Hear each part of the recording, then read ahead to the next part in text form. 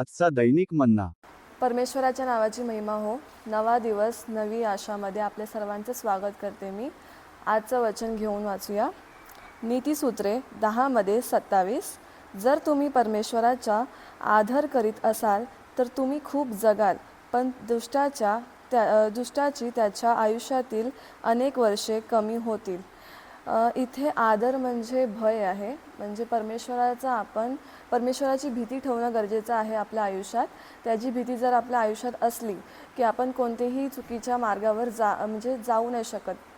एक नेहमी भीती ठेवायची मनात की म्हणजे मनुष्य आपल्याला बघत आहेत की नाही ह्याची भीती नाही, तर वरचा देव म्हणजे येशू आपल्याला बघत आहे, आपण कोणते काम करत आहोत ते तो बघत आहे.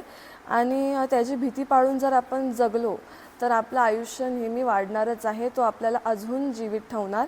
परंतु दुष्टाची त्याच्या आयुष्यातील अनेक वर्षे कमी होतील. म्हणजे जे बाकीचे जाती धर्मवाले लोक असतात त्यांची आयु जी आहे ती कमी होणार. म्हणजे ते परमेश्वराला अजून त्यांनी स्वाद बोलतात ना ते अजून घेतला नाही आहे. तर तुम्ही जाऊन जर त्यांना सुसमाचार दिलात किंवा तुमच्या आयुष्यामध्ये जे परमेश्वर कार्य करणार ते बघून ते पाहून जेव्हा ते परमेश्वराजवळ येतील, त्याचा परमेश्वराचे राज्य वाढणार. जेव्हा ते येतील तेव्हा ते स्वतः देखील परमेश्वराचा अनुभव घेतील.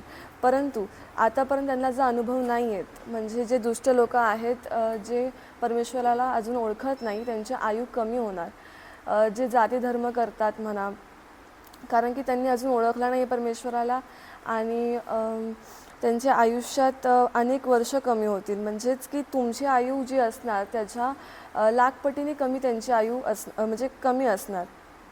परमेश्वराचा आदर म्हणजे इथे भयच आहे की तुम्ही परमेश्वराची भीती पाळा. म्हणजे परमेश्वर तुमच्या जीवनामध्ये अनेक कार्याला करेल.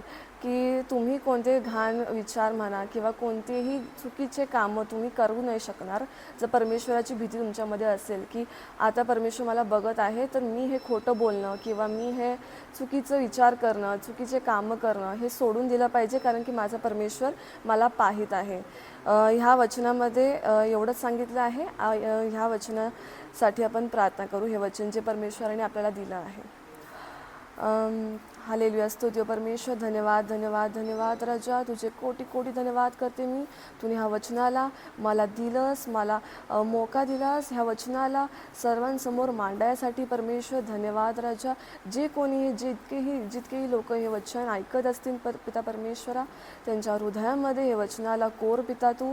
हालेलुया. त्यांच्या हृदयांच्या पट्ट्यांवर तू हे वचन करून टाक. तुझी भय पाळून ते लोक त्यांचं जीवन जगावं अशी मी विनंती करते परमेश्वर तुझ्या समोर पिता. जे आजकालचे जवान मुलं मुली आहेत ते परमेश्वर तुझी भय नाही मानत, ते चुकीच्या विचार चुकीच्या मार्गावर जायचा प्रयत्न त्यांचा सुरू असतो. परमेश्वर तू त्यांना पाहित आहे. ही त्यांच्या मनामध्ये ही भीती असावी, नेहमी असावी, जेणेकरून ते चुकीचं कुठलंही काम करू नये. ह्या वचनासाठी मी तुझे कोटी कोटी धन्यवाद करते राजा. या छोट्याशा प्रार्थनाला परमेश्वर तू आशीष कर. आमेन.